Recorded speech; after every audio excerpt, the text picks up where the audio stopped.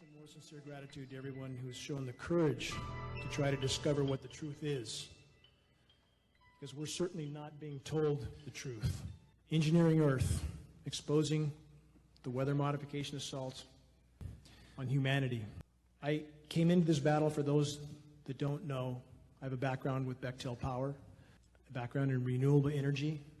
My home was on the cover of the world's largest renewable energy magazine. When I moved to the Pacific Northwest and built a large off-grid home and began to lose 60, 70, 80% of my solar power uptake from whatever these aircraft were leaving behind, I started to research, lots of research, followed by lab testing. I did not want to believe this was going on in the skies above me. I did not want to find the metals named in climate engineering patents in my precipitation, but I did. What is climate engineering? Climate engineering is the epitome of human insanity. It's the epitome of human arrogance, superseding all other forms of tyranny so far. Climate engineering is known by a number of terms: solar radiation management, stratospheric aerosol geoengineering, stratospheric aerosol injection. And there's a reason there's so many different forms of geoengineering shown, because they want to confuse the public.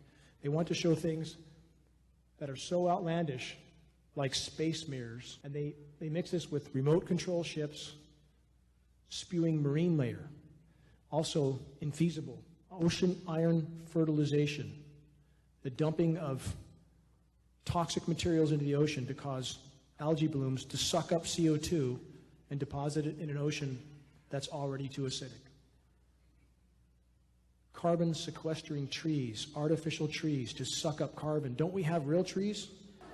Why do we need artificial trees? And finally, and most importantly, a jet aircraft spraying aerosols into the sky for the purpose of deflecting some of the sun's incoming thermal radiation. And yet, in spite of all this science data and so many publications, we have media treating us as if we're talking about some completely fictitious scenario.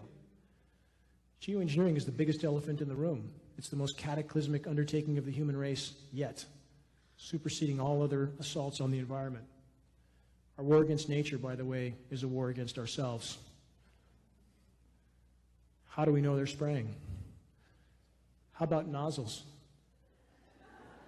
Mounted on the pylons directly behind the engine exhaust.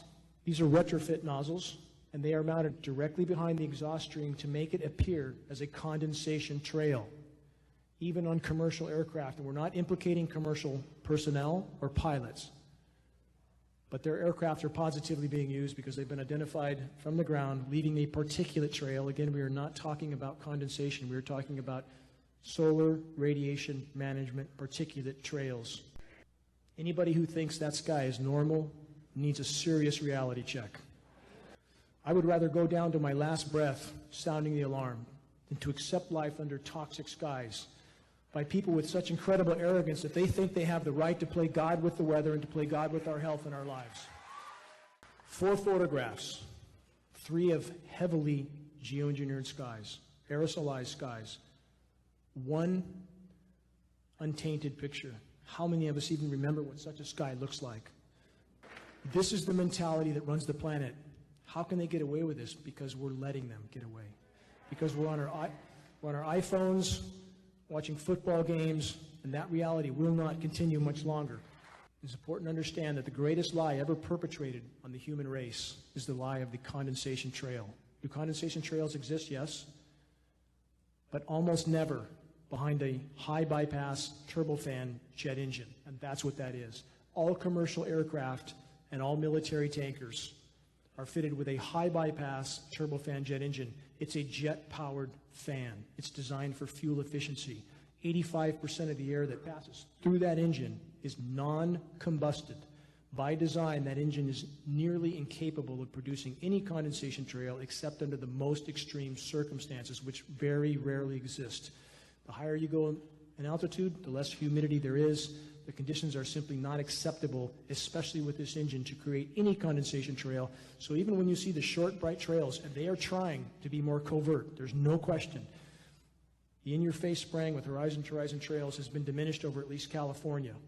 You see the short, bright trails, you're still seeing spray. Take a good look at the image on the bottom, especially. That's a KC-10 spraying. You can watch that one turning on and off. That's a military KC-10 with nozzles visible. Watch here.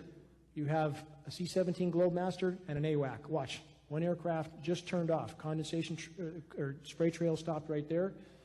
Keep watching. There's the aircraft. No spray coming out. Nothing. Keep watching. Frame will change. There it is. Just turned on. Are you telling me that's condensation? Absolutely not. That's a picture of the Hart facility. Those towers are 60 feet tall. This is one of several dozen of these facilities around the globe. Several dozen. That facility can transmit 3.5 billion watts, billion with a B, of radio frequency waves into the ionosphere, causing an electrical chain reaction, which can heat the ionosphere as much as 15,000 degrees Fahrenheit over areas hundreds of square miles. They don't care about the consequences. Anybody who rationalizes that this wouldn't happen because they, the proverbial they, would not do this to themselves, you better look at reality. 2,000 nuclear bombs detonated around the globe. When they first detonated nuclear bombs, they had no idea what would happen, but they did it anyway, and they kept doing it. Don't they know that they work after several dozen? Do they need to blow off 2,000 nuclear bombs? Let's take Fukushima, that may kill us all. There's no technology to cure Fukushima, none. It's a nuclear volcano with no end in sight. And there's 60 more nuclear plants on the drawing boards right now. Japan has just started to reactivate its mothballed, outdated, dilapidated nuclear reactors. We are not dealing with insanity. We're dealing with a power structure that's clinically insane. So don't attempt to rationalize what they do. These are known locations of ionosphere heaters around the globe. There are likely many more locations that we don't know about. I want to stress this is a runaway juggernaut of total military-industrial complex insanity. And they are using our atmosphere for a physics lab, and we are all the test subjects. What do aerosolized microwave clouds look like? That's what they look like. And we have the meteorological community telling us this is normal. And consider what the science community does after Fukushima.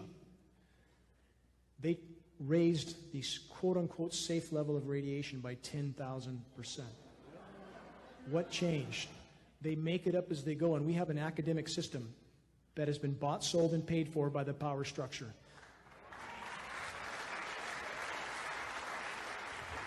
A system that tells us vaccines are safe when peer-reviewed study is proving more every day that that is anything but true.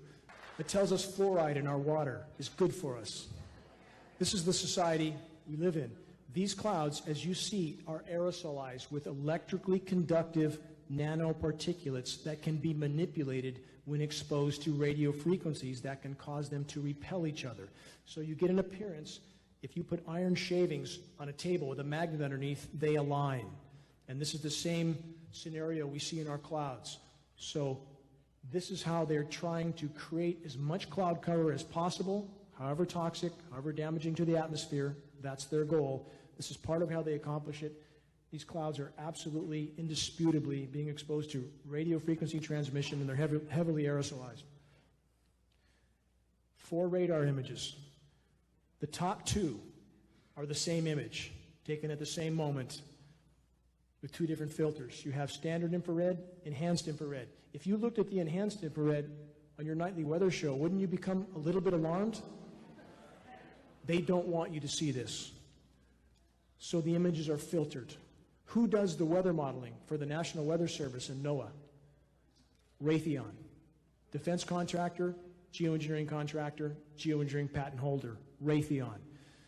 We have meteorologists now reading scripts. That's all they do. They read scripts. If you look off the coast of California, this grid pattern spraying occurs almost constantly. What they attempt to be solar radiation management to stop the thermal energy from entering the ocean. Well, given that we have the warmest ocean temperatures by far ever recorded in the Eastern Pacific, I would say no, it's not working. The whole ecosystem is dying. We have fisheries shut down. We've had 10 to 15,000 seals wash up on the shores dead. How much of that are you being told while we're being shown the Donald Trump parade of idiocracy? Droughts are expanding around the globe. This can't happen in an overall sense on a planet that's warming. The laws of physics say it can't happen unless there's something in the equation that's not being acknowledged. The atmosphere holds 7% more moisture for every degree of warming centigrade. On a warming planet, it must rain more overall. The only reason it can't is because we have an atmosphere filled with particulates. But this is the biggest problem of all. Global dimming is 25% today. That means 25% of the Earth's direct rays that reached the planet 5 decades ago no longer do, and that is the express goal of solar radiation management. So we have droughts expanding around the globe with horrific, horrific consequences. Massive tree die-off is occurring all around the globe. Anybody who knows anything about trees can see how horrible they look. When media goes to the effort to tell us it's only the drought, and we see trees, landscape trees, dying just as quickly, we know we're being lied to. When we see the bark being burnt off of those trees on the sun-exposed side because the UV radiation is astoundingly high, because the ozone layer is being torn apart by climate engineering and ionosphere heaters, we know we're being lied to. Does a drought cause the bark to be burned off the sun-exposed side of the tree? No. They are dying all over the globe at a cataclysmic rate. Arboreal forests are dying. Boreal forests are the second greatest source of oxygen on the planet. Forest fires are increasing around the globe. So we know that bioavailable metals are falling on us. We know this. We've done 70 lab tests in Shasta-Siskiyou County alone, 70. There's a mountain of toxic metals that peer-reviewed study makes clear are highly toxic to root systems. It causes the organisms to stop nutrient uptake, so they die a very slow, protracted death. So we have bioavailable metals killing the trees from below. We have unbelievably intense UV radiation killing them from above. We have protracted drought because aerosolizing the skies affects evaporation, affects the hydrological cycle radically, so the trees are being droughted out. And this is very important. The trees are being coated with an incendiary dust. These metal particulates are incendiaries. So from every direction, the forests are burning up. Right now in Siberia, record and cataclysmic fires are happening. We're not being told about that. Siberia is losing 100 million acres a year. Canada lost 600% more forest to forest fire than the historical norm. There's nothing normal about any of this. So when your media tries to pacify you, and agency officials try to pacify you because that's their job, stop and consider that they are paid to deceive the population, to keep the population calm. Whatever else their motive, that's what they're doing. All the red zones you see, forest fires burning around the globe at unprecedented rates because it's virtually in a straitjacket of toxic geoengineering, metal particulates, and radio frequencies. Fires are increasing exponentially. But in 1998, when the term climate change was really implemented, that's when the geoengineering programs were totally unleashed.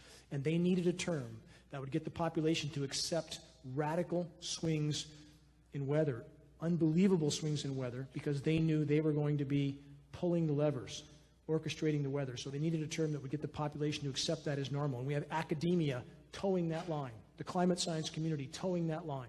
And they're doubling down on their lie. The deeper the lie goes, the more they hold to it, because once it's exposed, there'll be a shockwave around the globe. Popular science, China's weather manipulation brings crippling snowstorm to Beijing. That's how much they can manipulate the weather. They can turn what should have been a rainstorm into a snowstorm with chemical ice nucleation, and they are doing this constantly. China openly admitted it until they did $1 billion worth of damage to Beijing. Mainstream media covered it, and we're told, even though this is covered, that this is some fringe issue. Our local congressman, Doug LaMalfa, who at one meeting asked me if I could serve him credible data, besides our testing that was done at the state lab, but that wasn't good enough. The following week, I served him data from California EPA, from the contact I have there. And his staff later told me that they don't recognize that as a credible source of data. So what do they recognize? The last event I did in Reading, LaMalfa, we are told now, received over $3,000 from Monsanto. Where does Monsanto fit in this equation? So Monsanto is a part of this cabal. They bought Climate Corp for $970 million because those who are involved with weather modification have to control the message. That's why, again, Raytheon does the modeling for NOAA, National Weather Service. We have Weather Channel is owned by Blackstone and Bain Capital. Weather Central is owned by the Rothschilds. We have the foxes running the hen house from the bottom to the top. So that's what we face. Geoengineering has left Earth perilously exposed to solar flares. If we have a Kerrigan event, which is a major solar flare that happened in the 1850s, that may be the end of the road for all of us. Climate engineering has shredded Earth's natural protection, and that would certainly be the end of the road. But from their logic, the more they spray, the more they have to spray. The more they destroy our natural protection, the more they justify spraying. I want to stress, we have a shredded ozone layer, and we are seeing UVB readings 1,000% higher than we are being told. That the sun feels hot on your skin, it's because it is hot. It's incredibly hot. It's killing plankton. It's killing a lot of things. It's killing our trees. No more than 5% of incoming UV should be UVB. We're seeing 60%. And we're seeing UVC on the surface as well. We're told UVC stops 100,000 feet up. We're seeing a slight reading on the surface. The next band of UV radiation is X-ray. That should point out how lethal that this is. Our oceans are becoming toxic dead zones. Why do you see jellyfish? Because jellyfish survive in low oxygen environments, and they are proliferating around the globe because the oceans are dying.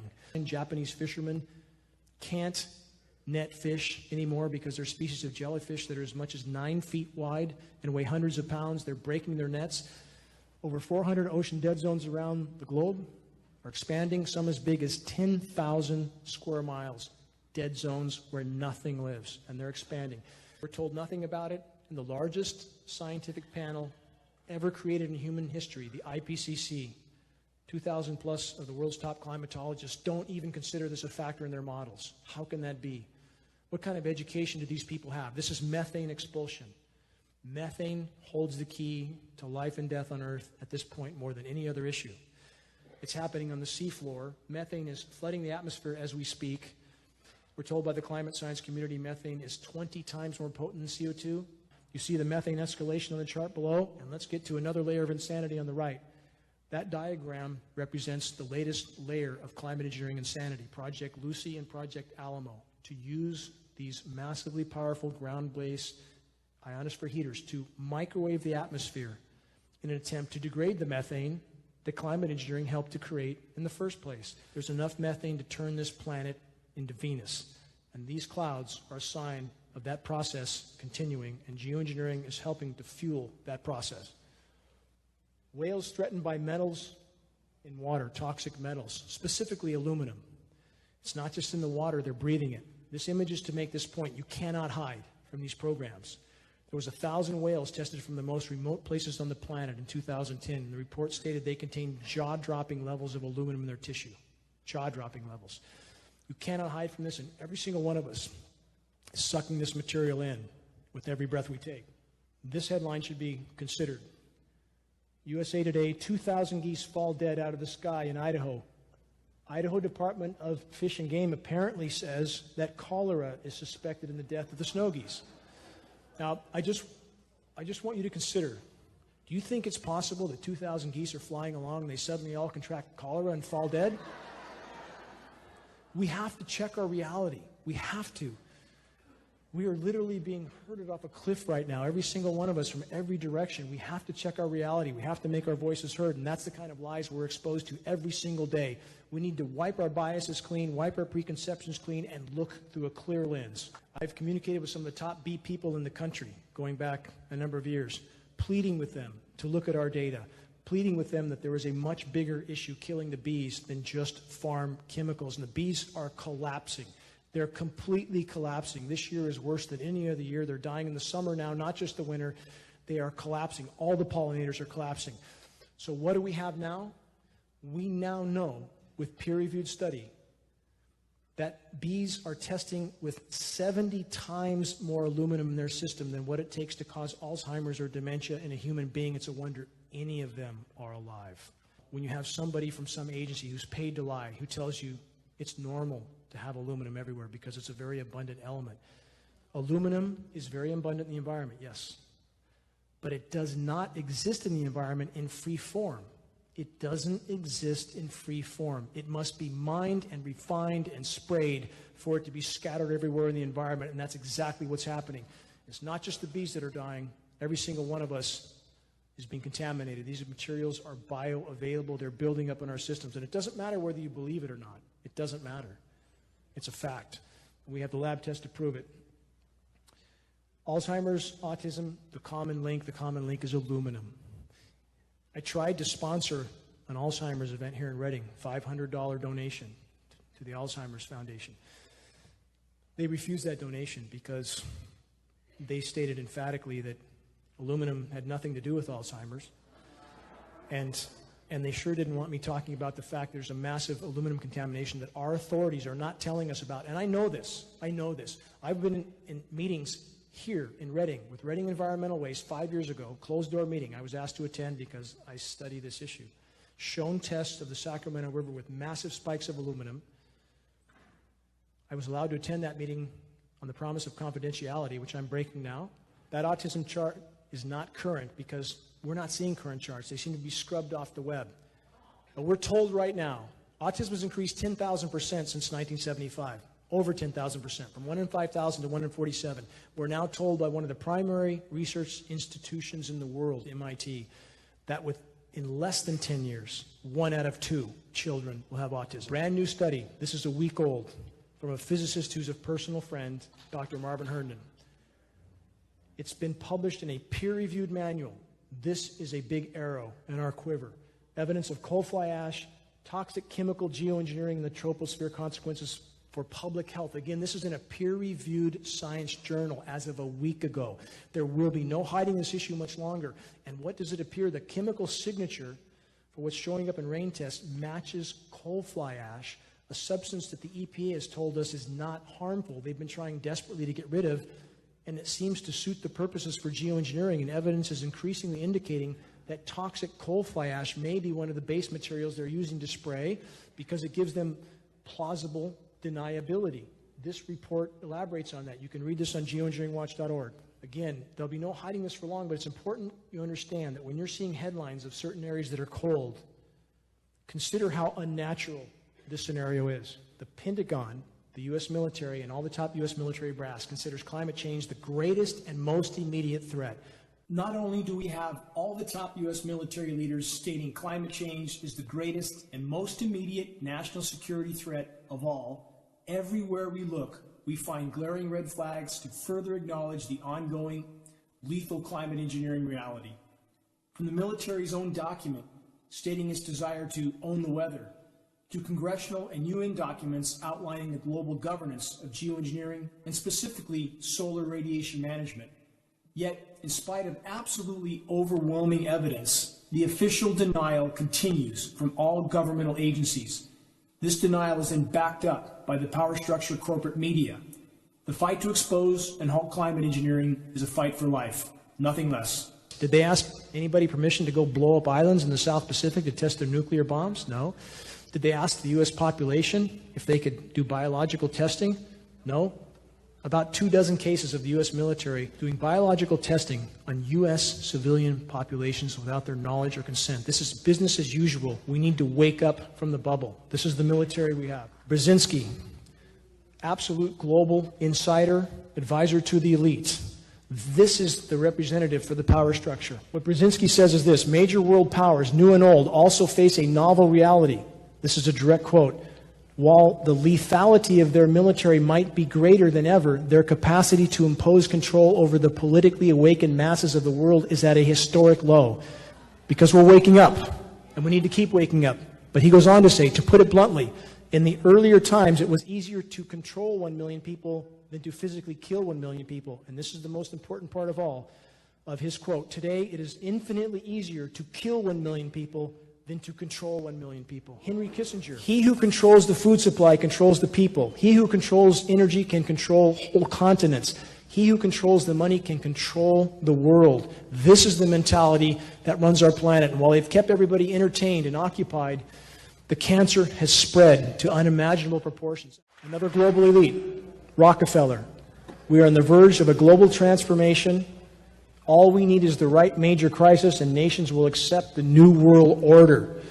That's how these people think. That's their goal. It's about power and control. Anybody who thinks our government and those at the top of our government are here for our benefit, again, you need to take a reality check. This should be carefully considered. Those in power have always believed they have the right to decide who lives and who dies on planet Earth. Direct quote from Mr. Kissinger, depopulation should be the highest priority of the U.S. policy towards the third world. Who gave him the right to make that decision? All roads lead back to those who print the money. And so many conflicts around the globe are about this right now. Saddam Hussein was taken out because he wanted to disconnect from the dollar. Same is true with Gaddafi. Same is true with other countries in the Middle East that did not want to use the dollar anymore. So we need to wake up. What is the motive behind the power structure? It's not about spreading freedom and democracy. It's about control. And who's at the head of that control? Those who print the money. Obama's war on whistleblowers. Another question I get asked a lot. Why don't we have whistleblowers? We had one. We had Kristen Megan. She's a former Air Force industrial hygienist. Her job was to check for toxins, and she absolutely confirmed these programs are going on. But why don't we have more whistleblowers? Let's look at the facts. The Obama administration has prosecuted more whistleblowers than all other administrations combined. When we look at, for example, the torture issue. John Kiriakou, who blew the whistle on the torture with their own military, who is the only person to be put in prison? John Kiriakou. That's what we do to our whistleblowers. So consider why no one will step forward. And the consequences for anybody directly involved with these programs would likely be much, much worse. They would likely not get far in this world if they tried to speak out. CIA-sponsored trolls in order to discredit factual information. So we all need to learn to sift the baby from the bathwater and recognize there is a lot of people who are paid to confuse us. Take a good look. This building's being demoed. We all recognize this as a demo, do we not? This building is being demolished with explosives. Take a good look. That's the third building on 9/11 to come down. That most people don't even know there was a third building. Why? Because the media didn't want you to know. Take a good look and ask yourself this. The official story is that that building came down, a 47-story steel structure high-rise, came down in 7 seconds, never got hit by anything because some furniture was burning on the first floor. And my point is this. If you believe the official story on that event, then you believe these are condensation trails above your head. Watch closely. There's the aircraft. Off. Off. They're cleaning out the lines. We have lots of footage like this. The point is, all you have to do is look up. It's all you have to do, and you can see that what's going on is clearly not normal. If you leave here thinking you've done your part, we have no chance. The cancer has spread to unimaginable proportions. And I want to make clear, our military, by the way, we have a lot of great men and women in the U.S. military, just like Mario Ramirez, who I'm honored to call my friend. But we need to wake them up. It's not okay to follow orders when those orders hold the future of our children. We should use our angst again for fuel in this fight to march forward and put that crack in the dam that each and every one of us can do. Working together. Make your voice heard in the battle to expose and halt climate engineering. Thank you.